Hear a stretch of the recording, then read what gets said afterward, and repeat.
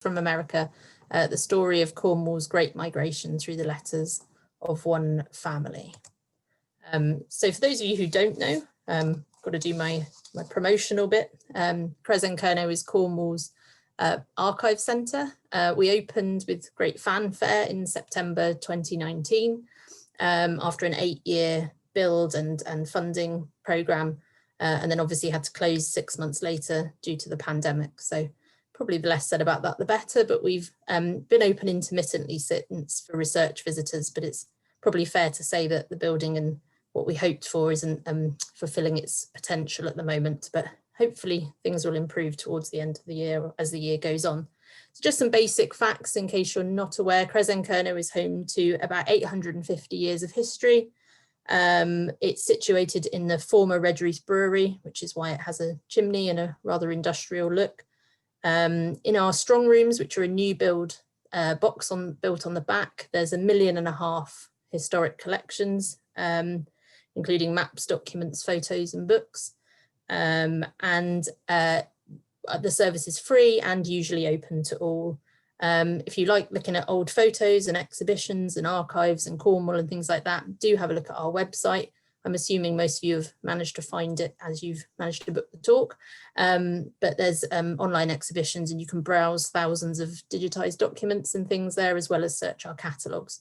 So that's well worth a look. So we'll move on to the kind of topic at hand, which is Cornwall's Great Migration. It's probably fair to say I'm not an expert on the topic of Cornwall's Great Migration, but just did a lot of research on it for this research and this collection of letters. But in the 19th century or thereabouts, more than 500,000 people left Cornwall and migrated both overseas and within Britain. And they really went all over the world, those that went overseas. And this number of people and the kind of impact they have, it's been argued, made Cornwall a key migration region, like you might think of somewhere like Ireland as. And it also led to a real culture of migration in Cornwall at the time. The people who left were largely young, male, often single workers, industrial workers, particularly, although not exclusively, miners. And in relation to what we're talking about this afternoon, they were sought for their hard rock mining prowess. So the Cornish miners were recognised as being really good at hard rock mining. And they went mainly to South America initially, and then North America, Australia and South Africa, as can be seen in this photo. By the end of the 19th century, the numbers going to South Africa were really quite astonishing, and the Cornish economy was really propped up by money sent home from South Africa. It's fair to say they went mostly to English-speaking places and places that were current or former British colonies. So in many cases, they benefited and helped open up areas of the British Empire. The miners overseas were known as cousin Jacks, and there's a sort of often trotted out saying about wherever you dig a hole in the world, there'd be a cousin Jack at the bottom of it. And the association is that they were good miners. Very few have left rich sources, and often studies of migration tend to be more statistical, based on numbers, rather than sort of understanding the lived experience based on evidence. But they did send lots of letters, and many of these were published in the local newspapers. Some used to publish them to encourage migration, sometimes to discourage. And obviously letters are a great historical source, and whilst you can't necessarily generalise from them, they're a really brilliant way of understanding somebody's lived experience, their thoughts and views, as well as their choices and motivations and processes. And it's letters that we're going to be focusing on this afternoon. So this is just some of the collection of letters that I researched. And the reason I carried out this research was because the Royal Institute of Cornwall had instigated the Cardew Rendell Research Prize, And because it had a cash prize and I was relatively fresh out of university and working at an archive, I thought, oh, this sounds like something I should give a go. So I found this collection of letters, or was aware of it anyway, through working for the Record Office as it was then, and decided to find out a bit more about the person who wrote them and their experiences and how that fitted in with the wider story of Cornwall's migration. So the letters are from the Scoble family. They lived in Devon. The collection itself is 151 items, and there are 50 letters from Richard Scoble, who we're going to talk mostly about this afternoon. But it's worth giving some family background. The collection also shows how Richard's father, Joseph, he went to Mexico, so he was also a migrant miner. And we have a surviving letter in which he says he's ill, and he actually died out in Mexico and is buried in the Panteón de los Ingleses cemetery in Real del Monte. Richard's oldest brother, Joseph, also went out to Mexico, joining his father, and he was very successful in sending back money to his family. The surviving evidence we have, which is in the form of money orders, amounts to about £45,000 in today's money, over about 6 or 7 years. So that was, he was sort of setting a good example. And then a few years later, Richard left Devon, so in 1874 when he was 18, and he set off not for Mexico, but for America. It's not entirely clear why precisely he went when he did or where, but he certainly knew people out in Nevada, and potentially was sort of encouraged by them to go. The Scoble letters, as part of this project, they were transcribed, and the transcripts can actually be read now on our website, although the digital images aren't all up there yet. So as I mentioned, Richard went to Nevada, which at that time wasn't a state, it was a county, and took him 3 weeks to sail across from Liverpool to New York, and he describes in detail the food and seasickness he experienced on the voyage, and then took him another 13 days to get to Nevada. We're not sure whether that was by stagecoach or by sea. So Nevada, as I said, it wasn't a state at that time, but it's next to California, and Cornish miners had been in California since before the 1849 gold rush, and in other mining settlements in America as well. The Comstock lode had been found in the Nevada area, and it's a rich vein of silver, so it had been discovered about 15 years before Richard went. And Virginia City, which is pictured at the bottom there, was the main town at the time in the area. It wasn't Las Vegas. And Virginia City was made famous by a man called Samuel Clemens, who became Mark Twain while living there, and wrote about his adventures in a book called Roughing It, which is well worth a read if you want to get an idea of what Virginia City was like at the time. And the wealth of the area and the Comstock lode had made that Nevada more accessible and more appealing to migrants, which is perhaps why Richard went. So he didn't settle in Virginia City, he actually went on to Austin, Nevada. It's been described as characterized by sparseness of population, richness of untapped natural resources, isolation, hardship, and danger. And even today is described as being on the loneliest road in America. It's extremely remote in the middle of the Nevada desert, 150 miles from the Comstock lode. But silver had been found there in the 1860s. There was a mining camp, and by the 1870s, there was around 50 to 100 people there. So in 1874, it was in the middle of a boom, which perhaps also explains why he chose that area. He clearly had a network of contacts there, and he wrote back to his mother, Miss Tezza says hi, Mr. Argyle saw him the other day, sort of thing. So you know that there's a kind of exchange of contacts there. And his main motivation was to find work, earn money, and send it back to help his mum and other family at home. He mentions trying to better himself with a sort of very Methodist self-help ethos. And also at the time, it's worth mentioning that the mines in Cornwall were on the decline. So he would have been looking abroad for work rather than closer to home. So, as I say, he's under pressure to find work and send money back, especially bearing in mind the success his elder brother had at returning so much money. And his mum had paid for his journey out to America, so he felt under pressure, I think, to pay her back as well. He does eventually get work, although it does take him a little while, and he finds surface work at a mine. A lot has been made of the Cousin Jack network and how, you know, it helped people find work, which I'm sure was the case, but I think that also works with lots of networks wherever you are. It's often who you know rather than what you know.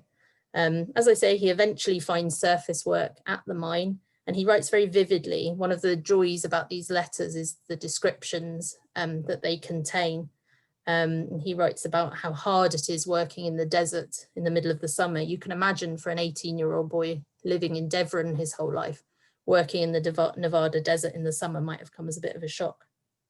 So in this extract, he writes, "I do work in the burning hot sun. It will almost melt you. It will make the sweat run over me just the same as if I do put my head on a bucket of water.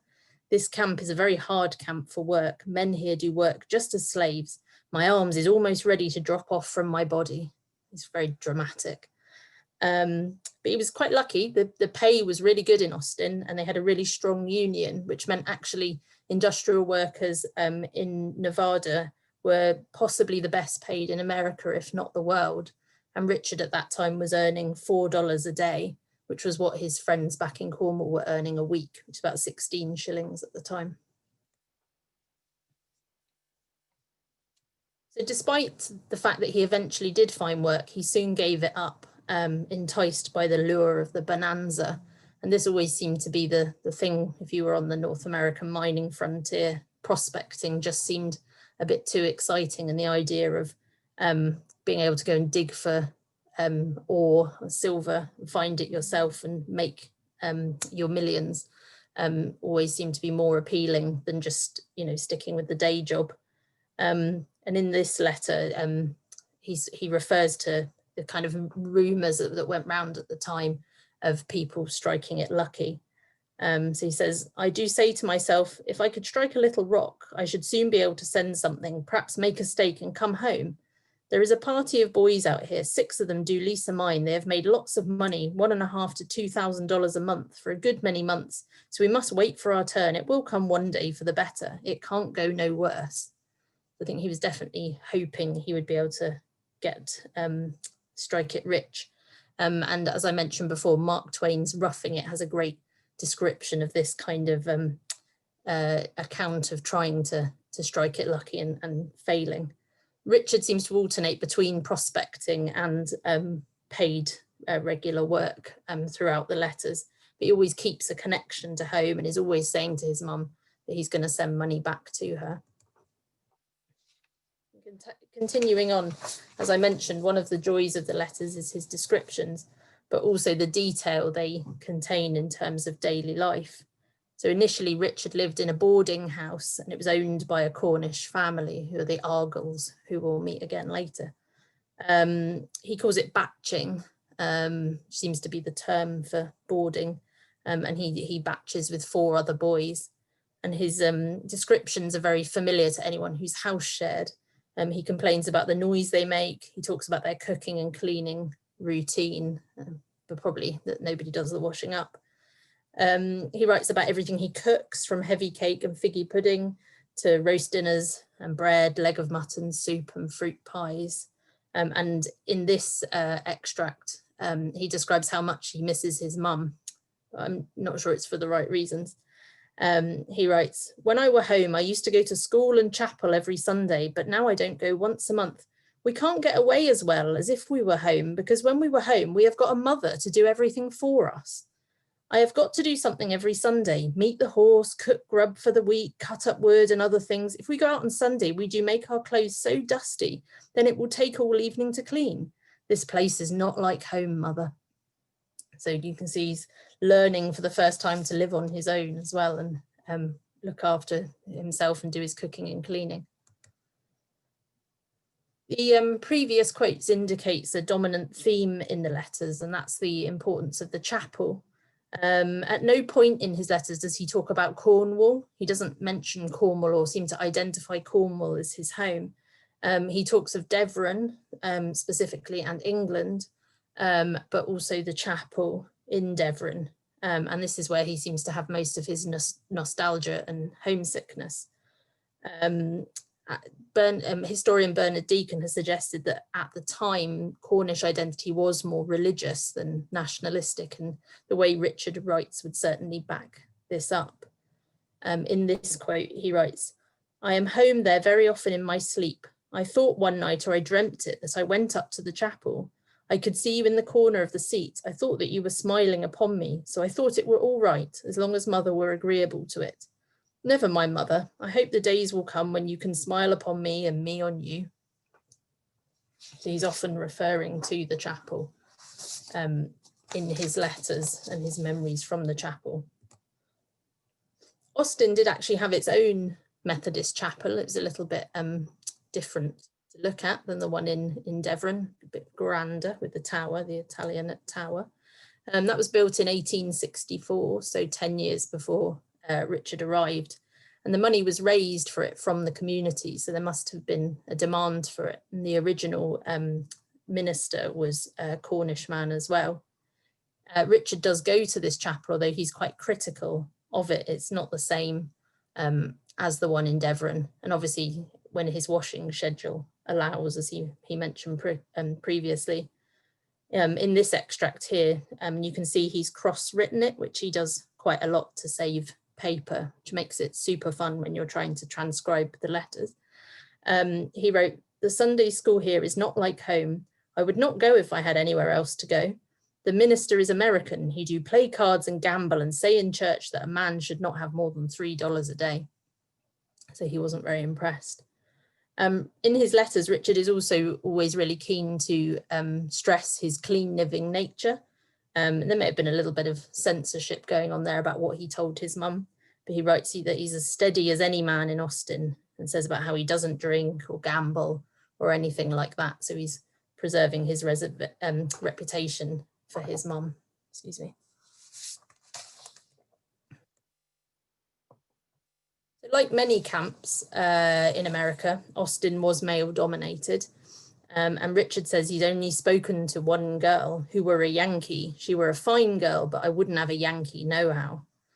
He continues to sing the praises of Juliet Clark, who's their neighbour in Devon. She lived on the same street on St. John's Terrace in Devon too. And he seems to have either been courting her before he went or hold a torch for her from afar. In this extract, he wrote, "I have almost forgot my dear little Juliet, bless her little heart. I do love to look at her likeness. I do think as same as you, she is a nice girl. I think I shall try to have her for my wife if I can." I don't know whether Juliet got a say in that. But he mentions likenesses a lot and looking at likenesses or photographs. He seems to have sent some back and says about how he's put on weight and got taller, and mentions kissing likenesses of his sisters and family, and how he shares them among his friends. So it clearly was an important part of that connection to home. So in this first set of letters, which end when Richard has been in Nevada around 16 months, it's clear that he still intends to return home. He just wants to earn enough money first, and then he may migrate somewhere else or go back home and probably marry Juliet. The letters are frequent. There's around 2 a month, and they contain detailed content about family disputes, daily life, and always events at home and in Austin. And there's this real clear intention the whole time to return home once he's made enough money.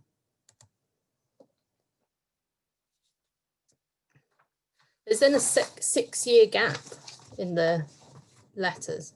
Oh, someone's arrived. Which is a bit frustrating when you're trying to find out about somebody's life. During those 6 years, Richard's oldest brother, Joe, who we've talked about before. He was a bit of a nemesis, as comes out in some of the letters, when he always seems to be feuding with Joe and mentioning that he can kiss my ass and things like that. But he died.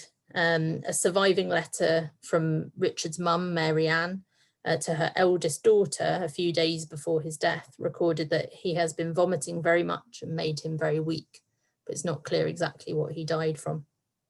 Only 2 years later, the family was bereaved again when Richard's twin sister, Mary Ellen, died suddenly as well. A newspaper report from the time describes how her sister found her lying outstretched upon the floor in a fainting fit, and how the deceased had from childhood been afflicted by this malady, or been subject to this malady. So they seem to think, I mean, heart disease was something they always said that people were dying of when they didn't really know what else it was. So by this point, Richard's mother had lost 5 children, some in infancy, and her husband. And she was really quite a formidable woman. And if you're interested in sort of finding out more about wives like Mary Ann who were left behind, do join us for Leslie Trotter's talk next week, which is on exactly that topic. Through reading between the lines of Richard's letters, you do build up a picture of Mary Ann, someone who managed money. She had mining interests. She ran a boarding house. When she later moves, she lets their house in Devon. She goes out dressmaking. Richard mentions her going out in a boat. She goes gardening. She does nursing. And she clearly was quite a resourceful and perhaps formidable woman. In one of my favourite quotes, Richard says, "I did not think you were so old." So she obviously was, you know, out and active and keeping busy, although that's a little bit patronising perhaps from Richard there. And during this 6-year silence, Mary Ann actually moved to London, perhaps because she'd lost so many of her family, and her 2 daughters, 2 surviving daughters, lived in London. So she moved up there to live with one of them. Events were also traumatic in Austin during this gap. The town was on the decline. There were fewer mineral deposits. There was a big fire. And by the early 1880s, it was a ghost town almost. The Argylls, who Richard had boarded with, had their own scandal at the time when John Argyll accidentally stabbed his father in the bowels and killed him, as is described in the newspaper article. Apparently there was a mile of mourners at the funeral, and the accounts actually appeared in the newspapers in Cornwall of the death. There's no evidence that during this 6 years that Richard returned home. It's a bit of a mystery what happened to him during the gap, but we can kind of assume from some of the things he writes later, and it's possible that some correspondence was lost during Mary Ann's move to London. So when the letters resume in 1881, they're from Idaho, and Richard had only recently moved there because he's still in Nevada in 1880 in the census in America. In the 1860s, there had been gold strikes in this area of Idaho, and it was touted as the next Comstock lode. So you can imagine that miners flocked there again in the hope of seeking their fortune. And it was particularly near the towns of Haley and Salmon, where gold was found in the Wood River area.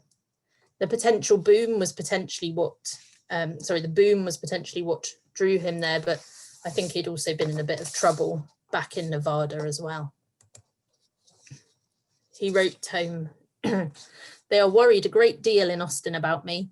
I got a letter from Mrs. Argyll 2 or 3 days ago. She gave me hell. I didn't let no one know where I was. But there was a young man went back from here and told them. So she wrote to me and want for me to send some money to her. And if I didn't do so, she was going to write to you and tell you all about me. I have got away from them all and I'm glad of it." So I think perhaps Richard had got in some trouble during this gap. It's also interesting that after nearly 8 years away from home, the kin networks that seem so useful at first start to feel perhaps a little bit claustrophobic. And later on, he complains in a letter about the arrival of his nephew, who was James Smitham, and his gossipy wife. In a letter, he complains that she have wrote home a lot of stuff about me. It seems that even in with the region's remoteness and hostile terrain, all this news was still getting back to Cornwall about Richard getting in trouble and perhaps losing money. There's lots of references in his letters to financial problems. And he says, I've made bushels of money and lost it trying to make more. So in Idaho, Richard reports that he has a good job, despite the fact he doesn't have any money. And he's bought a small holding. So he's kind of diversifying his interests. He manages 2 mines, apparently. And then in the winter, he goes up to the mines of Muldoon, which are really, really rural, mountainous mines in Idaho. And he seems to vary between different contracts at different mines. But he doesn't lose his skill for vivid description. And in this letter, he writes to his mother, I'm in bed with my little dog. He's all the comfort I have in this world. We are camped out up in the mountains. The town is about 12 miles from here. You would laugh if you could see me writing. I am in bed and have got a piece of board for a table, and the wind is blowing the candle, so you must excuse bad writing. The snow prevents him from coming down from Muldoon in the winter. Once you're up in the mountains, you can't get back down again until the snow melts. And so he reassures his mother he'll be back in touch in the spring. But he also mentions how different Idaho is from home. There's no church or chapel. He joins the Freemasons and seems to relish a kind of freer society, less associated with where you're from, and probably fewer people who know your past as well. Oh, why is that slide not changed? Despite the struggles with money, he's not disillusioned with America. He promises to clean up his act after having lost a lot of money, and still says he's saving money for a return visit. But he does make it quite clear that he could never live in England again. He embraces the freedom of America, how a man like him can buy land. And the attitude change is most apparent in a letter of July 1884, 10 years after he left Cornwall, where he writes, I have been out here for several years now, and I will stay the balance of my life unless I make a raise. I wouldn't work in England at nothing. It is nothing more than slavery in England. Believe it or not, at this point, he's still writing to Juliet. Well, he's still writing to his mother about Juliet and promising to marry her. It's been a whole decade since he's gone, so I don't know what Juliet thought about this.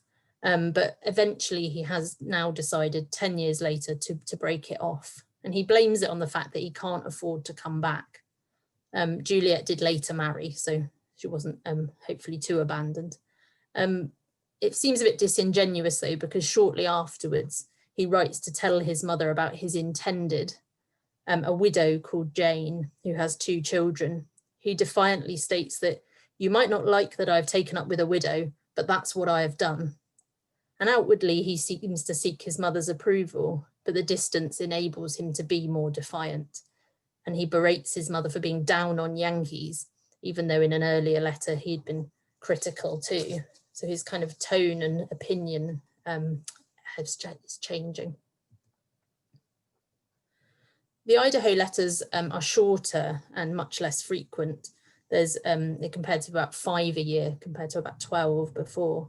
He seems more settled in America and intent on not returning, but also paradoxically writes even more nostalgic passages about a home, which actually by this point is just a memory, as his mother's left Devon and has moved to London.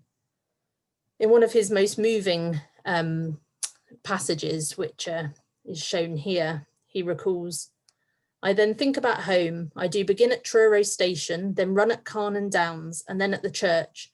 I can fancy myself now coming home from Carnan Mine and going up through the hops and then going in and kissing little Tiny, who was their pet dog, and then having a wash. Then mother say, here, Dickie, is a rice pudding for your supper. Oh, how I do think about you, mother. May God permit us both to meet on earth again. Sadly, it wasn't to be, as Richard's mother died the following year in 1886, and possibly of cancer, as in an earlier letter he had mentioned that she had tumours. And there's no surviving correspondence from Richard at all after this point. So it's unclear if he lost touch with his remaining family or if the correspondence just didn't survive.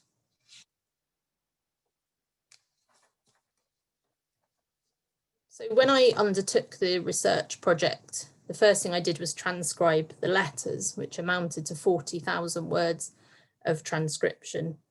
And one of the other things I wanted to do was know what on earth happened to Richard, because we had this really vivid account of his life for 10 years, but nothing beyond that point. Luckily, there are so many fabulous online sources today that it wasn't that hard to discover what happened to him. And the sources I used included American newspaper sites and also Ancestry. And I discovered very quickly that Richard had stayed in Idaho and settled there. He had married Jane, the widow that he referred to in the letter, and was involved in raising her 2 stepchildren, also mentioned. And then they had 3 children together, Joseph, Harriet, and Jessie. He divorced and later remarried a younger woman, and he seemed to have had a child with her, but neither of them seemed to have survived. Richard eventually died in 1933 of a heart attack while tending his mining interests in Idaho at the ripe old age, or oldish age, not really that old, of 78, but not bad for 1933. He had mined for a long time in Idaho, and his obituary records that he'd been a foreman and a manager. And the obituary actually appeared in 3 newspapers in 2 different states. And he was referred to as a widely known pioneer resident. And one obituary recorded that he was a quiet, unassuming man of good character and was highly thought of. So perhaps he was right when he told his mum that he was steady and well regarded. Or perhaps he'd just cleaned up his act by then. He was buried in the Freemason section of Haley Cemetery in Idaho. Completely by chance, as part of the research, I came across an Ancestry message board from some of his descendants who were trying to trace a Richard J. Scoble, as there was 2 born in Cornwall the same year. So it was a really serendipitous stroke of luck. I left a message on the board and didn't hear back for months, and then was in a pub on Christmas Eve and had an email from one of the descendants who also included some photos of Richard from their family collection. This kind of spurred me on to complete the essay and finish the job I'd started, because it made me realize that he was a real person, had a real life, and started off a relatively ordinary Cornish migrant who by chance really had left behind this rather fabulous resource, which we can learn so much from. It was an added bonus the following year to win the Cardew Rendell Prize, which paid for me to go out to Idaho and meet some of these descendants and also kind of tie up the loose ends of the story. And actually, this is why the talk is called From the Southwest to the Wild West, because it got a bit more interesting beyond that point. So I discovered that Richard's stepson, the daughter of the widow that he married, Herman, who used the name Scoble, had actually murdered Richard's great nephew in 1898. This Cornish-born Smitham, who is pictured here, Matthew, was 18 and was shot dead by Herman, apparently as a mistake. But the local newspaper reported there has been considerable ill feeling between the 2 families for years. The fatal bullet was discharged from a rifle in the hands of Herman Scoble, and it was Matthew's gossipy mother who Richard had complained about when she turned up in Idaho, however many years before, 10, 15 years before.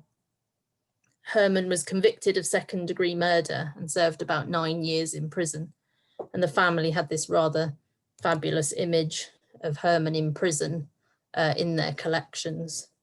But he wasn't the only criminal in the family.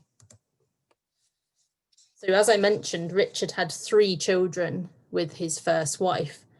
Joseph appears to have led a relatively normal life. Harriet, sadly, was confined to a mental institution or an asylum for most of her life after suffering postnatal depression. And then there was Jessie. Jessie became a career criminal, with newspapers reporting Sheriff Clements took the trail to hunt Scoble down and followed him through many states and into Canada. Family evidence suggests that when he was arrested and put in Idaho State Penitentiary, Richard posted bail and Jessie then skipped town, which meant Richard lost his money. Jessie was arrested multiple times and apparently in Idaho State Penitentiary married the only female prisoner, who was rather fabulously called Dolly Underwood. The criminal record, there's another picture of Jessie on a different arrest, but the criminal record for Jessie includes his crimes, which are mostly theft, violence, as well as his aliases, Frank Taylor, J.J. Scoble, etc. But you may also note that it's signed at the top by J. Edgar Hoover, so none other than the founder of the FBI. And it really did seem extraordinary that a story of one Cornish miner migrating to America would lead us to the famous or infamous founder of the FBI. I met some of Richard's descendants in Idaho and they took me to his grave. It's quite a different cemetery to the ones we have in Cornwall, and quite high altitude, lots of mountains, lots of sky, very sparse and spread out. It felt like a very dramatic and different location, 5,000 miles from home. And the family were delighted with their help in filling in the missing pieces of the puzzle. It was a very great honour to meet them and to be introduced to the area where Richard settled, including driving up to Muldoon to see those mountainous mines. And his descendants said I was an honorary cousin, although in a way I wish I was a real one, because their family history so far seems a lot more interesting than mine. So Richard could never have foreseen the life that was to unravel when he left Cornwall, nor that his fantastic treasure trove of letters would be embraced with so much interest in 21st century Cornwall and used as part of exhibitions, school workshops, and of course, essays and talks. And the story of Cornwall's Great Migration really, as with all historical trends and events, is really a story of, or it's really thousands of stories of decisions made, risks taken, tears shed, goodbyes waved, and journeys into the unknown. We're really lucky that his letters help us breathe life into the lived experience of Cornish migration. And in a way, it's a shame we don't have a lot more collections like it, because what fascinating stories we could tell. Thank you. I'll stop sharing my screen. If anyone's got any questions, please